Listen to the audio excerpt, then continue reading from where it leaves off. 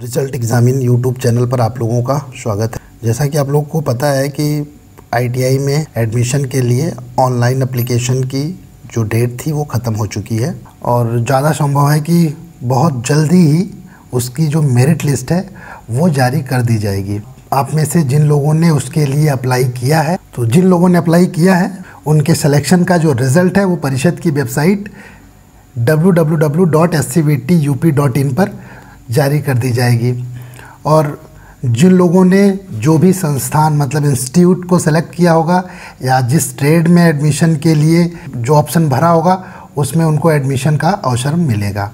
जो आपका call letter होगा वो उसको भी www.scvtup.in पर ही जारी किया जाएगा। उसी कॉल लेटर में आपका जो भी आपको ट्रेड मिली है, जो इंस्टीट्यूट मिला है या जो पाठ्यक्रम मतलब एनसीवीटी या एससीवीटी जिसमें भी आपको सिलेक्शन मिला है वो उस कॉल लेटर में मेंशन रहेगा। आपका जो सिलेक्शन है वो आपकी योग्यता के अनुसार जो आपने व्यवसाय को सेलेक्ट किया है आपकी शैक्षिक मेरिट के आधार पर उस ट्रेड में, इंस्टीट्यूट में और आपने एनसीवीटी या एससीवीटी जो भी सेलेक्ट किया है उसमें आपको एडमिशन दिया जाएगा।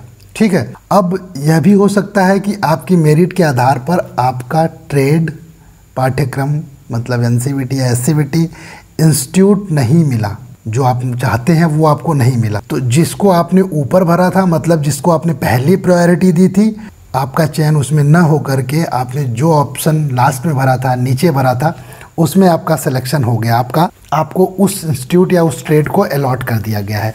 तो ऐसी बहुत सारी समस्याएं हैं। कुछ लोगों ने फॉर्म को भरते समय कुछ गलतियां कर दी हैं या फिर कुछ लोगों ने इस तरीके से फॉर्म को अप्लाई किया है कि जिसमें उनको जो ट्रेड चाहिए थी उस ट्रेड को उन्होंने नीचे कर दिया और जो ट्रेड उनको नहीं चाहिए थी जानकारी की कमी होने की वजह से उन्होंने उसको ऊपर प्रायोरिटी दे दी।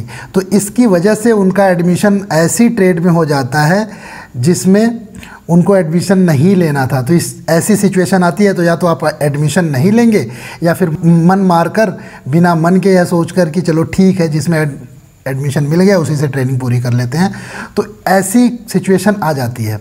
तो अगर ऐसी प्रॉब्लम आपके साथ हो जाती है या आपसे भी फॉर्म भरते समय थोड़ी बहुत कोई गलती हो गई है जिसकी वजह से ऐसी समस्या आपके सामने आ रही है, तो उसका सलूशन आपको आज इस वीडियो में मिलने वाला है। तो आपसे रिक्वेस्ट है इस वीडियो को पूरा देखिएगा और ज़्यादा से ज़्यादा लाइक और शेयर करिएगा। और हाँ, अगर चैनल पर नए हैं तो चैनल को सब्सक्राइब ज़रूर कर लीजिएगा। इसी तरीके की अपडेटेड वीडियो आपको मिलती रहेंगी। तो चलिए देखते हैं कि अगर ऐसी समस्या जिन्होंने फॉर्म में कुछ गलती कर दी थी ऐसी समस्या उनको आ रही है या फिर कुछ लोगों ने जो ट्रेड चाहिए थी ऊपर भरा था वो नहीं मिली है, नीचे की ट्रेड मिल जाती है, तो क्या करना होगा। देखिए उसमें करना आपको क्या होगा, आपके पास एक और चांस होता है जिसमें हो सकता है कि आपका कॉलेज मतलब इंस्टीट्यूट, ट्रेनिंग इंस्टीट्यूट या फिर आपकी ट्रेड आपके मन के अनुसार मिल जाए।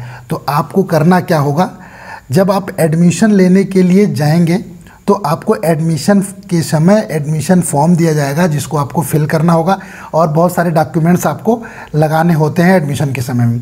उसी समय आपको जो आपने कॉल लेटर अपनी परिषद की वेबसाइट से डाउनलोड किया है जिसमें आपको दिया गया है कि आपका सिलेक्शन किस ट्रेड में, किस इंस्टीट्यूट में और कौन से पाठ्यक्रम में हुआ है, उसी कॉल लेटर में आपको दो ऑप्शन मिलेंगे।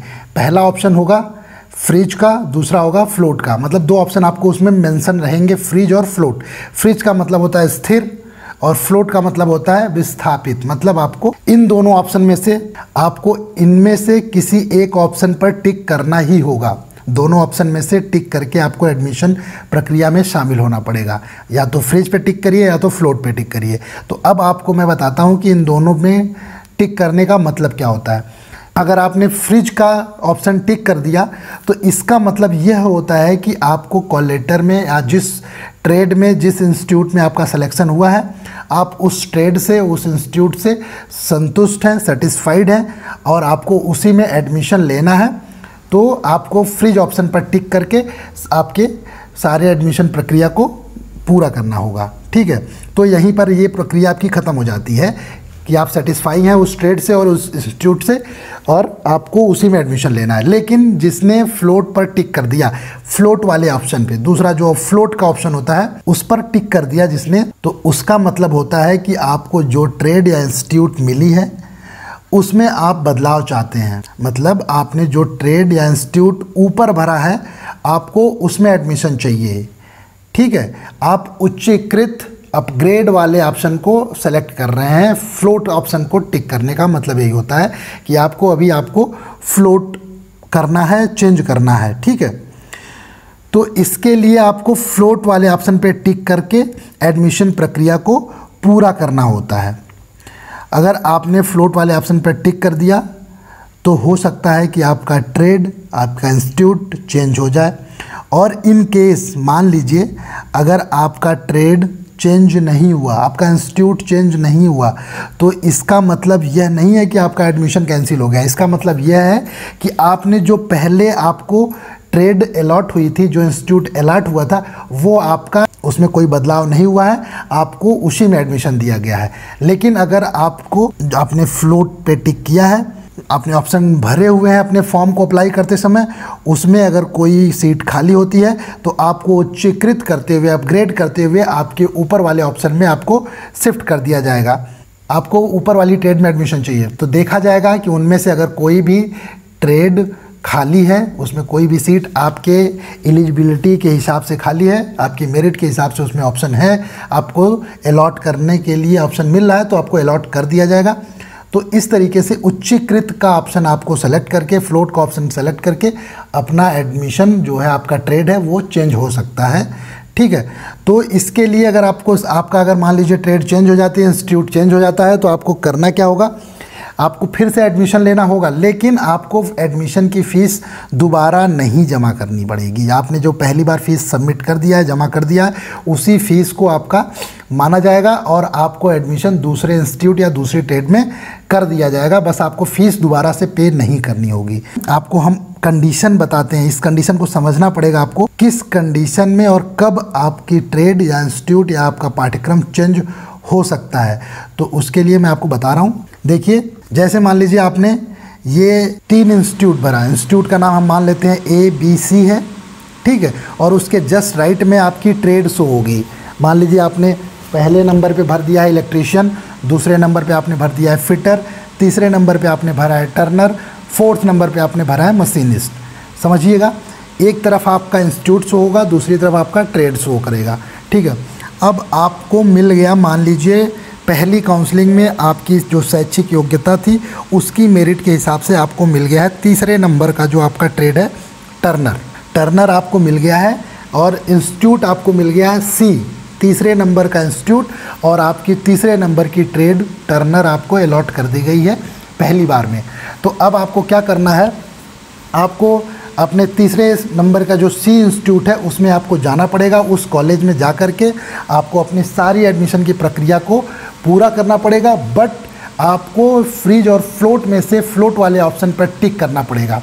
और जब आपने फ्लोट वाले ऑप्शन पर टिक कर दिया तो होगा क्या कि जब ये फिर से पूरा एडमिशन प्रोसेस फर्स्ट राउंड का कंप्लीट हो जाएगा तो दूसरे राउंड में क्या किया जाएगा कि देखा जाएगा कि आपके जो सबसे पहले नंबर पे आपने भरा हुआ इलेक्ट्रीशियन की NCVT की सीट इंस्टीट्यूट A में खाली है कि नहीं, B में खाली है कि नहीं, C में खाली है कि नहीं।